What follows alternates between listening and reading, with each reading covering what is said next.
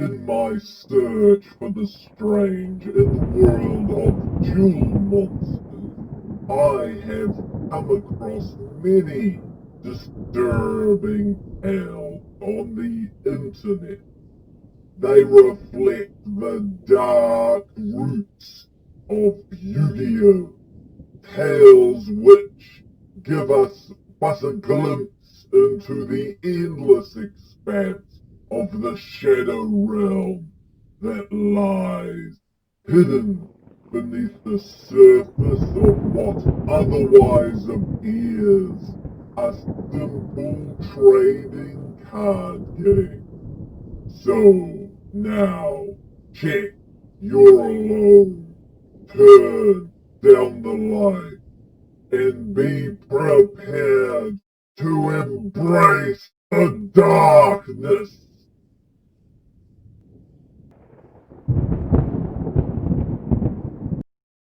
Has anyone else ever played that old game Yu-Gi-Oh! GX Duel Academy? It was always my favorite game of the series, even though most people who played it seemed to hate it. The whole point of the game was to move around a map of the main island of the game, featuring the Duel Academy and its surrounding areas, dueling others in order to meet certain requirements to raise your class rank to King of Games. It was actually a bit challenging when it came to the time puzzles, and some of the events that took place were kind of entertaining. Having long since lost my official cartridge of the game, as well as the Game Boy I played it on, I instead downloaded it as a ROM onto my old smartphone, since the service on it was dead anyway, and I figured I might as well make something useful out of it. I'm still not sure why, but the idea of having this game in my pocket to pass the time was a highly amusing one. I spent countless hours playing, and long after I attained the legendary King of Games rank, I kept playing, if only to pass the time in a more entertaining way than solitaire. As you play, the game keeps track of your stats for you, how many times you've won, lost, things like that. As my win count climbs closer to 10,000, I wondered how high I'd have to go before the whole counter reset. Maybe I'd break the game, or maybe even unlock something new. Needless to say, the thought intrigued me. After some time, I finally found myself almost at that point. I had 9,999 wins, and as it was Saturday night, in the game at least, I cast around the map looking for the final kill. I decided on the main douche of the game, Dr. Crowler. He's not much of a challenge, but his stick is about as annoying as he is, with that damn fairy box and bottomless shifting sand. After a few turns, his life points fell to 0, and I won! I got my usual prize money, which at this point was useless, having got every card in the game, and my character was locked into my dorm room, which is normal at night. I checked my win count, and to my surprise, did not read 10,000, but it instead. I figured I must have broken the counter, so I made my character sleep. When the next day started, the first thing I noticed was there was no music. I checked the phone volume, but it was turned up to max. Shrugging this off, I looked around the map for someone to duel, but it was as though every game sprite was gone. This was unusual, but I figured it could happen. I tried to make my character sleep, but instead I got the dialogue, "I can't sleep yet." This got me excited, as this usually meant that something was going to happen later in the game's day.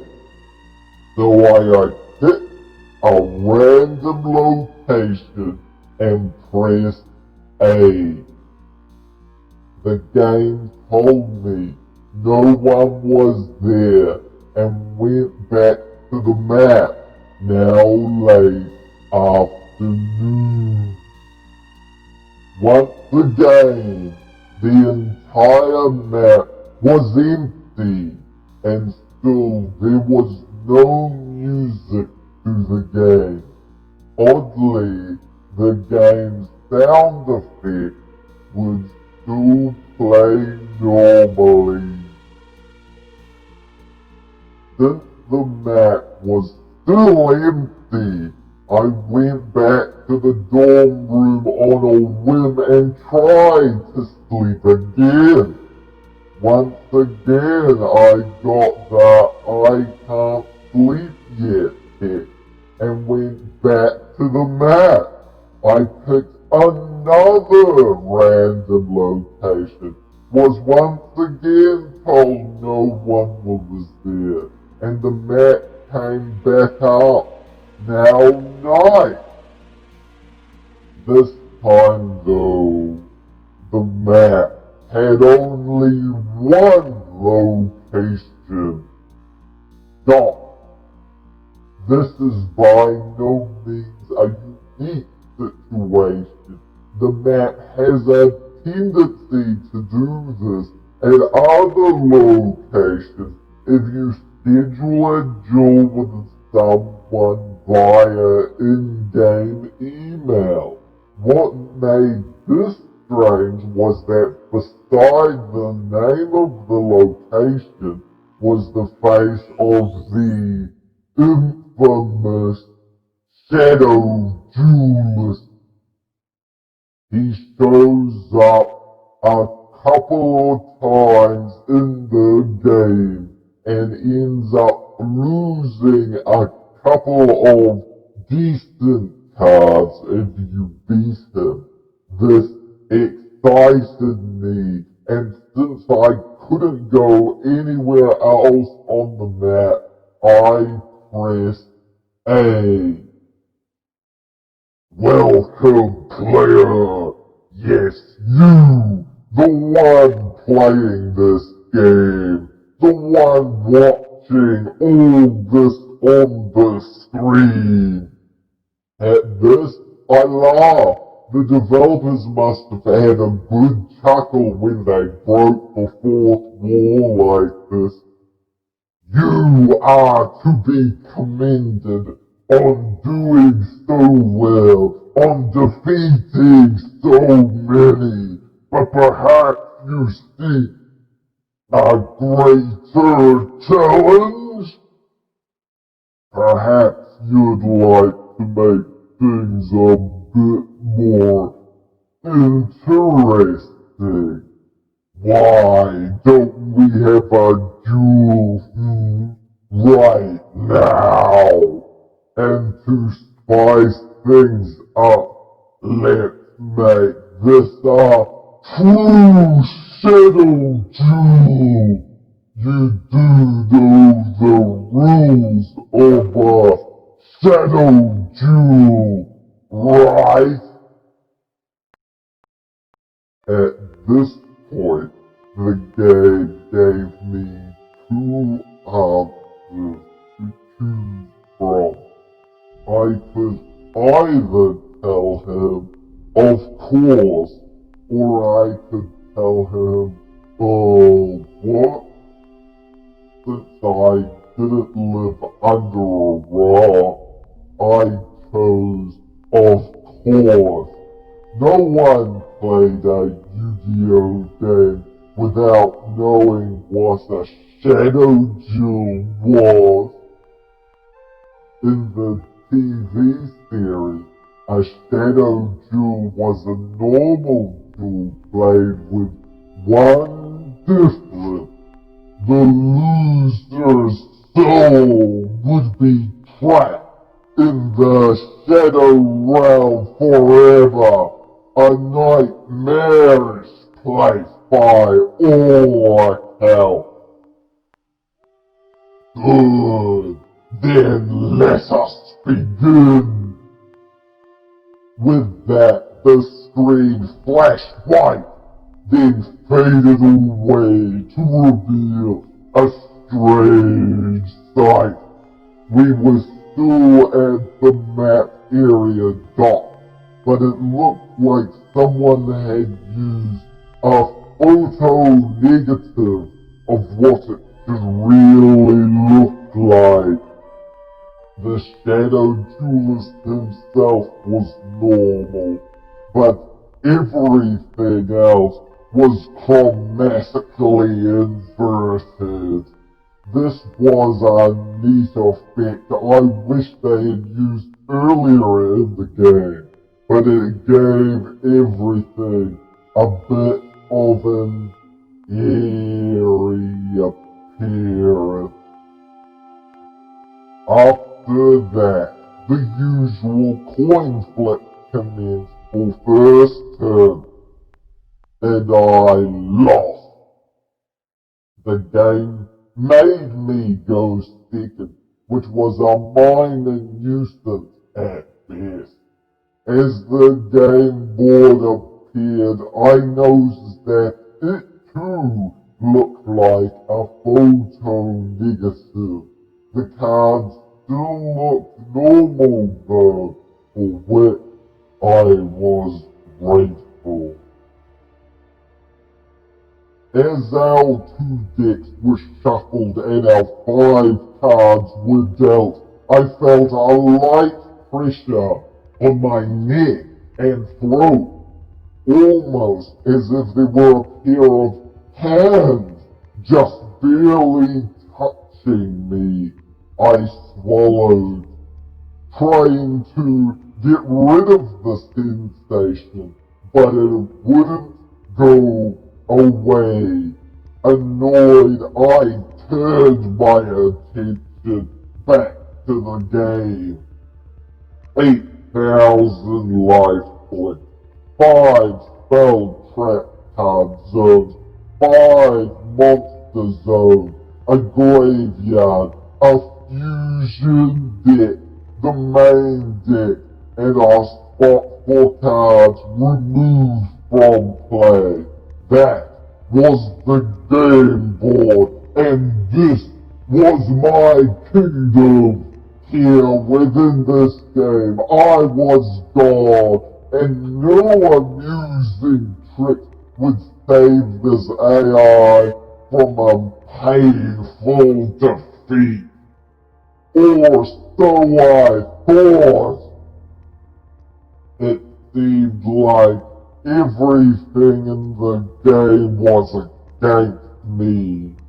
First, the cards I had been dealt were good cards, which sounds good, but I'll explain why this was bad later. Second, the computer had thrown down a defense position monster, used Pot of Greed, which let him draw 2 more cards, and promptly filled all 5 of his spell/trap zones. Knowing this game, they were all trap cards, which didn't bode well for me. The first thing I did after my own draw phase was to use the effect of a card called Cyber Dragon, which let me special summon it to the field if my opponent already had a monster, and I didn't. This was mistake number 1. As I finished summoning, he flipped a trap card, the Ring of Destruction. This card destroyed my monster, inflicted damage to both our life points, equal to the destroyed monster's attack, which was 2100. A nasty blow by all accounts, but I'd suffered worse and still won. As my life points dropped, I swore I felt the pressure around my neck increase, like someone was squeezing my throat. I could still breathe, but it was getting difficult, and as I clawed at my throat, all I succeeded in doing was scratching myself. Some crazed part of me knew this had to be the game's fault, that somehow it was doing this to me. I managed to calm down, trying to ignore the irrational side of me that was still screaming that the game was evil. I had heard the creepypastas before about possessed and haunted games and evil things happening, but they were just stories. No way they could be real, right? Irregardless, this only gave me a new reason to kick this guy's ass as fast as possible. So I threw down an Insect Knight monster, only to lose it to a trap hole card. Figured that was coming, but I had an ace of my own. I dropped 2 traps and ended my turn. I won't bore you with the details, but this AI, it countered my every move. I couldn't attack without losing an equal amount of life points, couldn't defend without him punching through, as though my defense didn't exist. And each time I took a hit, the pressure increased around my neck. Finally, the pressure reached the point of becoming out and out painful. And I decided enough was enough. I would shut off the game and get myself kicked out as a hospital. I hit the sleep button on my phone and the screen went dark. Gradually, the pressure faded as I got up and got in the car. By the time I had started the engine, the pressure was completely gone, but I wasn't going to take a chance on this happening again. After a brief, useless visit to the hospital, they made me wait for an hour and a half before telling me nothing was wrong. I was both angry and insanely bored. I glanced at my phone, I picked it up and swiped it unlocked. The game started again, and so did the pressure. I saw the shadow jeweler's face in a text box that read, "You didn't think it'd end that easily, did you? You surprised me last time, but there's no getting away again." I was officially freaking out, and I tried everything to shut it off. I hit the sleep button. I tried to shut down the program. I even pulled out the phone's battery. Not even that worked. I knew then that I would have to finish this. I pulled out all the stops. I unleashed card combos I usually reserve for super quick wins, and for those opponents who truly needed an ass kicking. It was during this that I learned that restoring my own life points would actually lessen the pressure around my neck. So I made a mental note to do this as much as possible. Even still, this AI fought me like the devil himself, countering my counters, slipping under my defenses, deliberately targeting cards that were most beneficial to me, and generally being a douche. It was then that my one true trump card emerged from my deck. Chaos Necromancer. A simple one-star monster. The lowest of the low, really, except for his life-saving effect. His original attack value is a whopping 0, but he gains 300 attack points for every monster in my card graveyard. And since this duel had lasted almost 40 turns, I had no fewer than 18 monsters in my graveyard. 18 times 300 equals 5,400.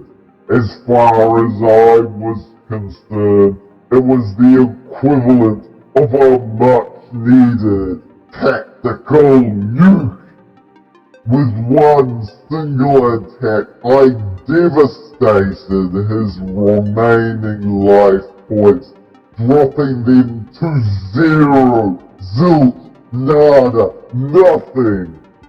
Immediately, the lingering pressure around my neck intensified for a moment, squeezing like iron before fading away completely. Coughing, I glanced at the phone screen just in time to see another tick box from the Shadow Duelist. Once again, it was a plain sky blue box with his face to one side and no to the other. As I watched, the duelist's face seemed to melt, to fall apart like he had been splashed with acid. First, his skin melted, sliding off his face in large liquid globs. Then the muscle beneath bubbled and dripped down out of sight in a red stream, leaving only a bleached white skull underneath, which crumbled away to dust. The whole scene had only lasted a moment, but it made me feel nauseous. Something about it had seemed so real. After a long moment, the text box faded away, and the usual wind flashed on the screen.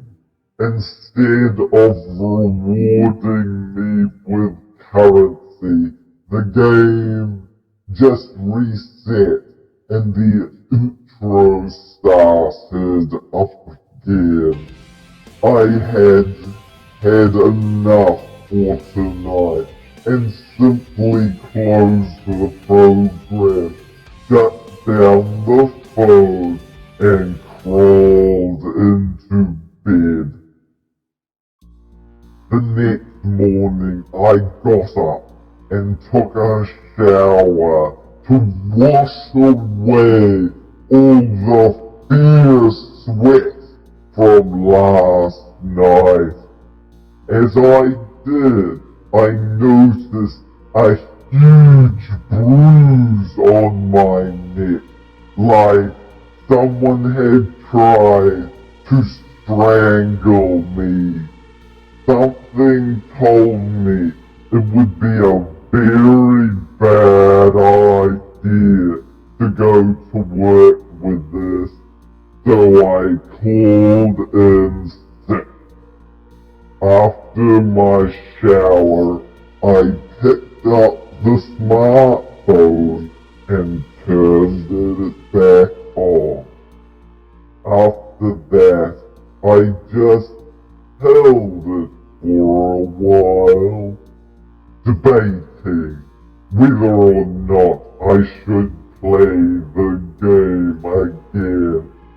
Against my better judgment, I turned the game on and saw, to my horror, that my win count was back at 9999. I wondered if winning one more time would start that whole nightmare over again. Do I dare try? As I finish writing. writing this, I have decided to give it one more shot. Wish me luck. Subscribe and embrace the darkness.